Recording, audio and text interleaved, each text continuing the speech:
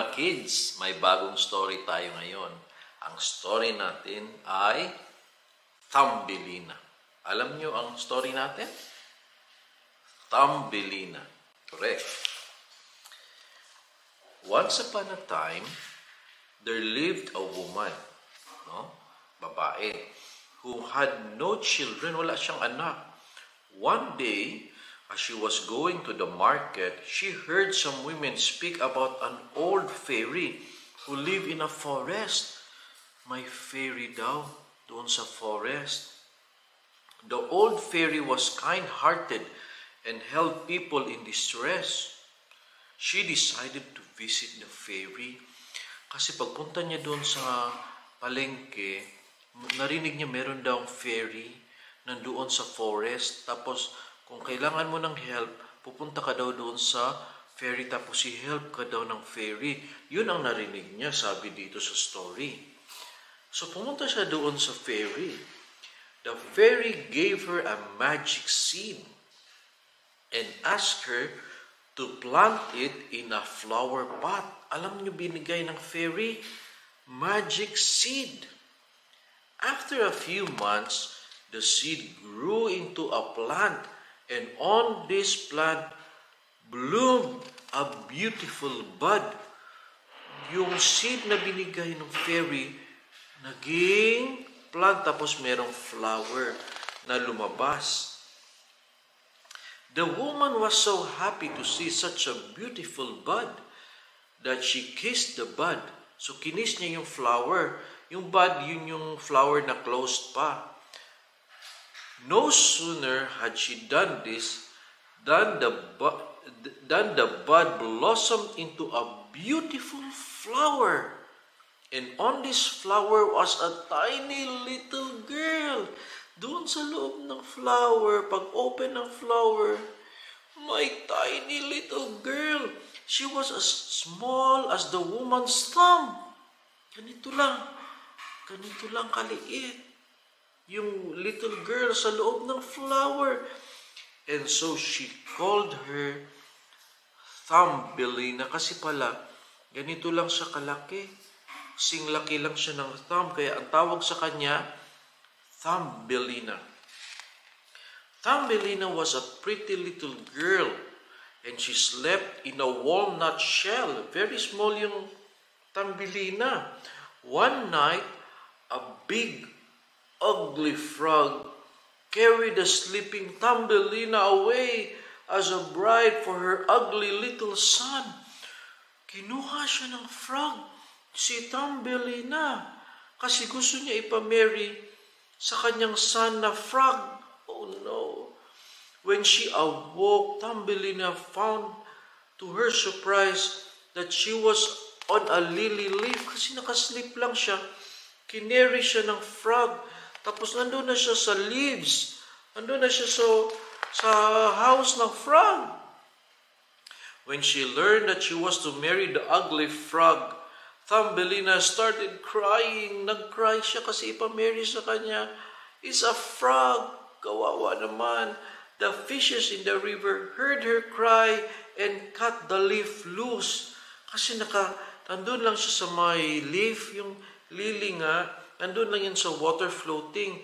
Sige siya cry doon, sige siya cry. Tapos narinig man ito ng mga fishes. And ang ginawa ng mga fishes, kinat yung stem, tapos nag-float na lang yung leaf. So naka-escape si Thumbelina. A big butterfly pulled the lily leaf away with the help of Thumbelina's ribbon. Kasi may ribbon siya. Tapos kinuha ng butterfly. So para siyang kineri na lang nung butterfly. Parang float na siya doon sa water. Tapos kinikerry ng butterfly yung ribbon na hawak nung Thumbelina. Yung butterfly parang nagiging kite siya. Tapos pinupul niya si Thumbelina. Si Thumbelina nandun siya sa lily na leaf. Nakasit lang siya doon, nagpo-float. So naka-escape siya with the help ng butterfly. Now that she was free, Thumbelina played around in the woods and ate fruits and berries for food. So napunta siya doon sa woods. Nakakita siya ng mga fruits and eat siya. But winter was coming and the food was getting scarce. So malamig na. Malapit na yung snow. Kaya wala na masyado siyang food ma-eat. It was getting cold too. So nalamigan siya. So nahirapan na si Thumbelina kasi nandun pa rin siya sa forest. One evening, as she walked around the woods, she came across a burrow in a field, parang may butas. It was Mr. Field's mouse house.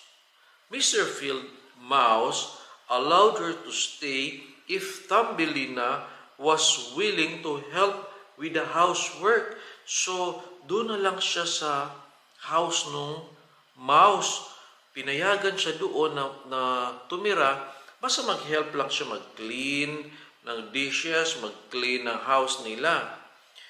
Thumbelina was now safe for the winter. Kasi malamig so kailangan doon siya sa house ng mouse. The following day, they visited Mr. Field's mouse neighbor, Mr. Mole. Thumbelina felt concerned when she saw a bird lying quite still in the passage to Mr. Mole's house. May nakita siyang bird na nakalay down. Mr. Mole asked her not to worry about the dead bird. But Thumbelina found that the bird, which was a swallow, was not really dead and nursed him back to good health. Hindi pala dead yung bird na swallow. Sick lang pala siya. Pero inalagaan siya, tinulungan siya ni Thumbelina hanggang yung bird nagiging okay, nagiging well na yung bird. With the coming of the spring, swallow flew away kasi wala ng snow. Thumbelina was now in good terms with Mr. Mole, but she felt horrified when Mr. Mole proposed to marry her. Gusto ng mole, yung mole kasi parang face niya, parang mouse pa rin. Gusto daw siya ipa-marry kay Thumbelina. Oh no, na-worry na naman si Thumbelina kasi gusto naman siya ipasa-asawa doon. He was nice, but she didn't want to spend a lifetime in a dark burrow away from sunlight. Ayaw ni Thumbelina doon kasi dark, and ayaw din niya mag-marry ng Mr. Mole. One day, as she sat outside Mr. Field Mouse's house, feeling the warmth of the sun, swallow came flying over to her. Yung swallow nga, yung bird na na-help niya. She told him about her unhappiness. Sabi niya, malungkot talaga ako dito.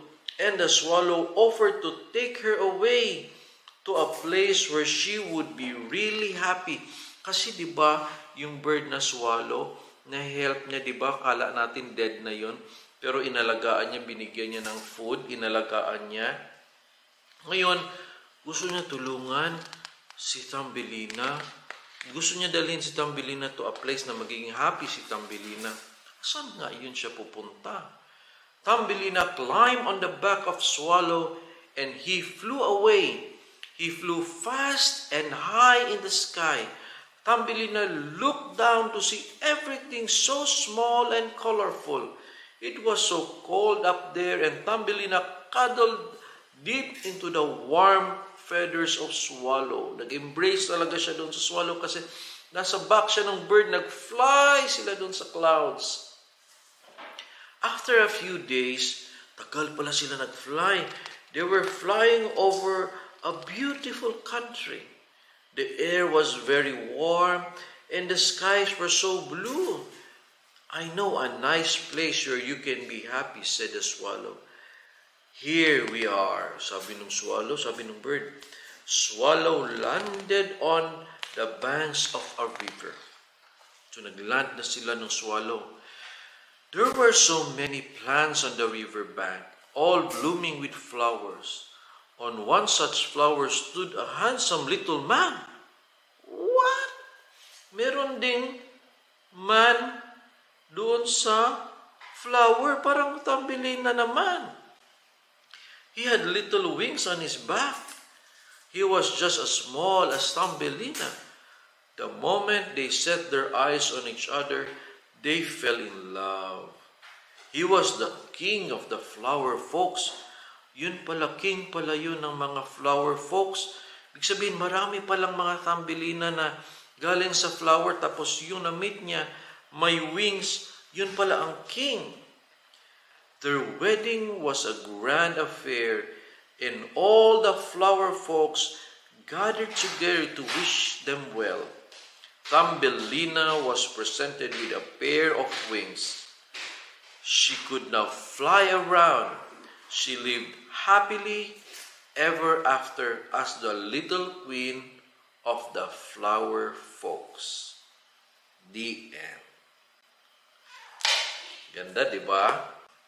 So, ang lesson ng story is the golden rule. Ano yung golden rule? Do unto others what you want others to do unto you. Ano bang ginawa ni Thumbelina? Tinulungan niya yung bird na almost dead na. Diba? Tapos nung gumaling na yung bird, sino ba naghatid sa bird doon sa mga small people, doon sa flower folks? Ang naghatid kay Thumbelina is yung bird na tinulungan ni Thumbelina. Kasi nag-help si Thumbelina, kaya yung bird, hinelp din sa Thumbelina. So kayo, kailangan mag-help kayo ng madaming tao. Kasi one day, i-help din nila kayo. Ganun lang yon.